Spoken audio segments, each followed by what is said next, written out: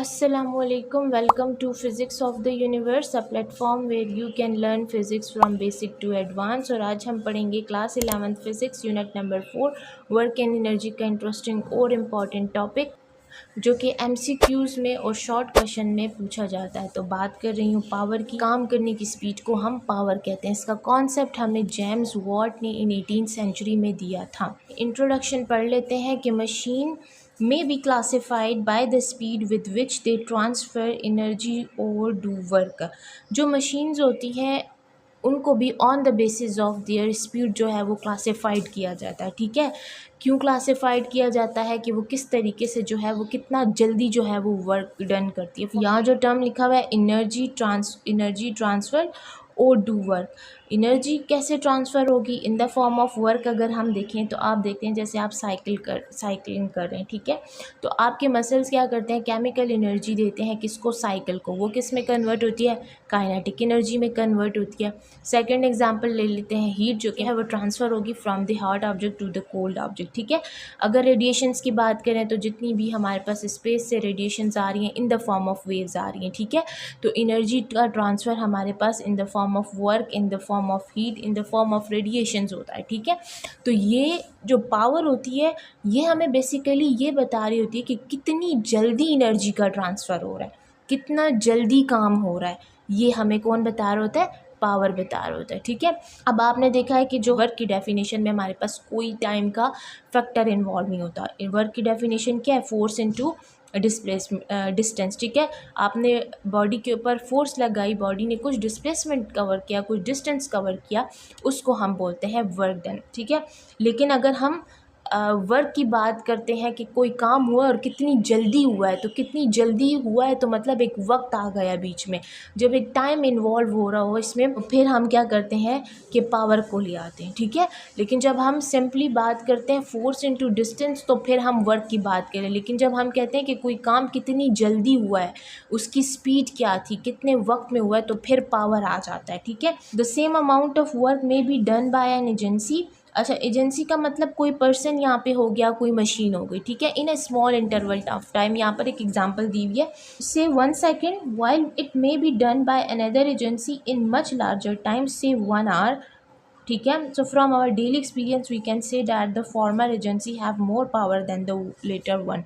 ये कह रहे हैं कि फॉर एग्जांपल दो लोग हैं, ये दो मशीन्स हैं, एजेंसी की बात हो रही है और दोनों ने वर्क डन किया। एक ने वर्क डन किया 1 सेकेंड में, जबकि दूसरे ने वही काम जो है वो 1 घंटे में किया। ठीक है, तो उसने ज़्यादा टाइम लिया, तो कह रहे हैं कि इनमें से किसकी पावर ज़्यादा होगी? डेफिनेटली उसकी होगी जिसने वर्क डन किया बहुत कम टाइम में, और वो कम टाइम क्या था, 1 सेकेंड था।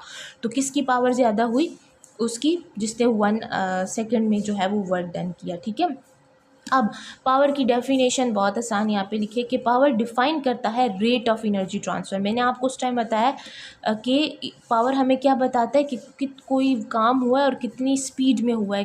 और दूसरा मैंने आपको ये बताया कि जो पावर हमें बेसिकली ये भी बता रहा होता है कि एनर्जी का ट्रांसफ़र कितनी जल्दी हुआ है। ठीक है, रेट बोलते हैं स्पीड को, एनर्जी का ट्रांसफ़र हुआ है किस स्पीड के साथ, किस रेट के साथ आए। इन अदर वर्ड्स ये भी डिफाइन करता है कि the amount of work done by a body in 1 second is called power.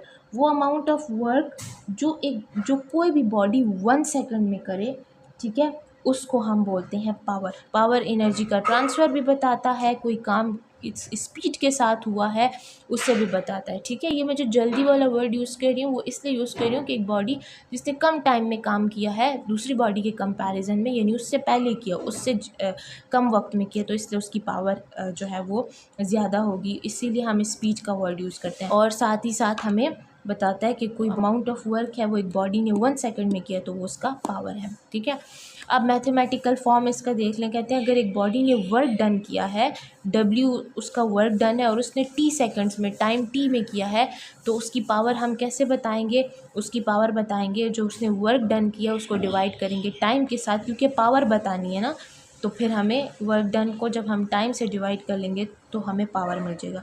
अब हमने यहाँ पढ़ा था कि वर्क की डेफिनेशन में कोई टाइम इन्वॉल्व नहीं है, ऐसी बात है, फोर्स इनटू डिस्टेंस। ठीक है, तो यहाँ पे देखें W is equal to FD, तो डी हमारे पास यहाँ पे हमने डब्ल्यू की जगह उसके फॉर्मूला पुट कर देना है। So power as it is आ जाएगा, डब्ल्यू की जगह आ गया फोर्स इंटू डिस्टेंस, ठीक है, तो डिवाइडेड बाय टाइम। अब वी नो डैट कि जो डिस्प्लेसमेंट चेंज होता है विद रिस्पेक्ट टू टाइम, ठीक है, rate of change of displacement with respect to time is called the velocity. तो एफ एज इट इज़ और वेलोसिटी आ गया। इसी उस पे हम ये कह सकते हैं the dot product of force and velocity is called power. कैसे कहा, फोर्स है वेलोसिटी, इन दोनों के दरमियान क्या लगा है, डॉट, तो इसको हम बोलते हैं कि dot product of force and velocity is called the power. अब हम बात करते हैं टाइप्स ऑफ पावर की, कि पावर की कौन कौन सी टाइप्स हैं। तो पावर की दो टाइप्स में आ जाती हैं, एवरेज और दूसरा आ जाता है इंस्टेंटेनियस, ठीक है।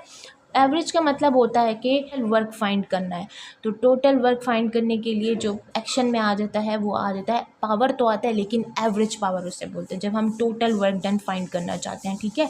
टोटल वर्क डन हुआ है, किसी टाइम में हुआ है, तो उसकी पावर क्या है, तो हम उसके लिए क्या करेंगे, पी और ये ए वी जो लिखा है सब्सक्रिप्ट में, ये एवरेज पावर के लिए लिखा हुआ है, total work done divided by total time. जब हम टोटल वर्क डन की बात करते हैं तो उसके लिए हम बोलते हैं एवरेज पावर, ठीक है। उसके लिए हम जो फाइंड कर रहे होते हैं वो एवरेज पावर होती है। तो जो टोटल वर्क डन होता है, किसी बॉडी ने वो टोटल वर्क डन किया डेल डब्ल्यू किस टाइम में, डेल टी में, तो उसकी जो पावर होगी उसको बोलेंगे एवरेज पावर। फॉर एग्जांपल एक बॉडी ने 100 जूल्स जो है वो वर्क डन किया कितने सेकंड्स में, 20 में, तो उसकी जो पावर होगी वो 5 वाट आ जाएगी।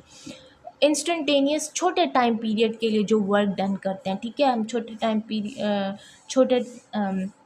टाइम में जो वर्क डन होता है। फॉर एग्जांपल मैं आपसे कहूँ कि यहाँ पे जो एग्जांपल मेंशन है कि when running up stairs by measuring the total vertical height of the stairway and using the stop watch to find the time taken. मतलब मैं आपसे कहूँ कि आप ऊपर स्टेयर्स पे जाएं और मैं स्टॉप वॉच को ऑन करके जो है वो देखूँ कि आप कितने टाइम में गए हैं, ठीक है। तो वो तो ऊपर जाने के लिए कितना आपको टाइम लगेगा, थोड़ा सा ही टाइम लगेगा, तो वो उस टाइम जो पावर में कैलकुलेट करूँगी उसको इंस्टेंटेनियस पावर करेंगे। और क्योंकि टाइम बहुत छोटा होता है, ठीक है, तो इसलिए फिज़िक्स में हम इसको लिमिट अप्रोचेस टू ज़ीरो करते हैं। तो यहाँ भी वर्क डन होगा, लेकिन एक शॉर्ट पीरियड ऑफ टाइम में जब हम वर्क डन को कैलकुलेट करते हैं उसको हम instantaneous, short time period of time के लिए जो हम पावर कैलकुलेट करते हैं उसको हम बोलते हैं इंस्टेंटेनियस पावर। पावर का यूनिट क्या होता है, वॉट होता है, ठीक है।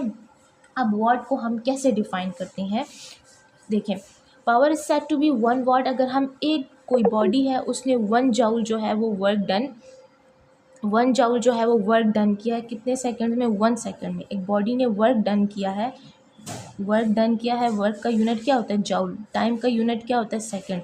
तो एक बॉडी ने वर्क डन किया है 1 जूल वर्क डन किया कितने टाइम में, 1 सेकंड में, ये उसका वॉट हो गया, ठीक है। वॉट को हम कैसे डिफाइन करते हैं, 1 what is equal two joule by second, work का यूनिट जूल, टाइम का यूनिट सेकंड। तो एक बॉडी ने वर्क डन किया 1 जूल कितने टाइम में, 1 सेकंड में, ये उसका वॉट हो गया। इसको हम ऐसे भी लिख सकते हैं, जे और एस को ऊपर ले आएँ तो पावर -1 में आ जाएगी। वॉट बहुत छोटा सा यूनिट है, इसलिए हम यूज़ करते हैं किलोवाट। किलोवाट क्या किसके इक्वल होता है, 1 किलोवाट 1000 वाट के इक्वल होता है। अभी जो वॉट है ना, ये हमारे घर में जो पावर ऑफ बल्ब्स और इलेक्ट्रिक फैंस हैं, ये इसके लिए यूज़ किया जाता है, इनकी पावर को बताने के लिए, ठीक है। लेकिन मेगावाट भी आ जाता है। अब मेगावाट हम कहाँ यूज़ करते हैं, जनरेटिंग स्टेशन में और ग्रिड स्टेशन में। जनरेटिंग स्टेशन जहाँ बिजली बनाई जाती है, पावर प्लांट्स जिसको बोलते हैं, ठीक है, वहाँ बनाई जाती है, जिसमें फ्यूल जैसे कि कोल हो गया, ऑयल और गैस हो गया, हाइड्रो इलेक्ट्रिक पावर यानी कि वाटर हो गया, nuclear, solar and wind energy, इनको जो है इनसे हमें क्या इनको कन्वर्ट करते हैं किस में, इलेक्ट्रिक एनर्जी में। और फिर ये जनरेटिंग स्टेशंस जो इलेक्ट्रिसिटी प्रोड्यूस करते हैं, फिर एक्शन में आ जाता है ग्रिड स्टेशन। ग्रिड स्टेशन क्या करता है, कंट्रोल एंड डिस्ट्रीब्यूट एनर्जी, यानी जो ये एनर्जी इलेक्ट्रिसिटी प्रोड्यूस करता है उसको ये स्टेप अप ट्रांसफार्मर जिसका वोल्टेज हाई होता है उसको आगे की तरफ पहुंचाता है बाय लॉन्ग ट्रांसमिशन लाइंस। और फिर हमारे घरों में जो बिजली आती है वो स्टेप डाउन ट्रांसफार्मर्स के थ्रू आती है, ठीक है। तो इसका काम प्रोड्यूस करना होता है इलेक्ट्रिसिटी, इसका काम कंट्रोल करता है लाइट को और आगे डिस्ट्रीब्यूट करता है, ठीक है। अच्छा, बिजली के बिल जो हमारे घरों में बिल आ रहे होते हैं उसके लिए जो हम यूनिट यूज़ करते हैं उसमें हम जूल यूज़ नहीं करते, उसके लिए हम यूनिट यूज़ करते हैं किलोवाट आवर, ठीक है। अब किलोवाट आवर को आपने कैसे डिफ़ाइन कर, तो किलोवाट आवर के लिए आप सिंपली बोलेंगे कि वो काम जो एक मशीन 1 किलोवाट पावर के साथ 1 घंटे में करे, तो उसको हम 1 किलोवाट और आवर बोलते हैं। ठीक हो गया। अच्छा, यहाँ पर ज़रा देख लें, 1 kilowatt hour is equal to 100 watts और आर की जगह 3600 सेकंड्स है। ठीक है, 1 आवर में इतने सेकंड्स होते हैं। अब इसको जो आप इन दोनों को मल्टीप्लाई करें तो यहाँ पे आपके पास ये आ जाएगा। ठीक है, ये फिगर आ जाएगा, 3 लाख समथिंग आ जाएगा। उसके बाद अब यहाँ पर इनको जो है इन स्टैंडर्ड फॉर्म करें तो यहाँ पॉइंट आ जाएगा 1 2 3 4 5 6, तो 10 की power 6 joule 3.6 mega joule equal आ जाएगा। ठीक है, अब जो हमारे घरों में जो टीवी होता है इसकी जो पावर होती है 120 वाट होते हैं और पॉकेट कैलकुलेटर की 7.5 इंटू 10 की power 4 watt. So it's all about today's lecture. इसमें हमने पावर को डिस्कस किया और जो है वो उसकी डिफरेंट टाइप्स को देखा और साथ यूनिट्स को भी देखा कि वाट जो है बल्ब और इलेक्ट्रिक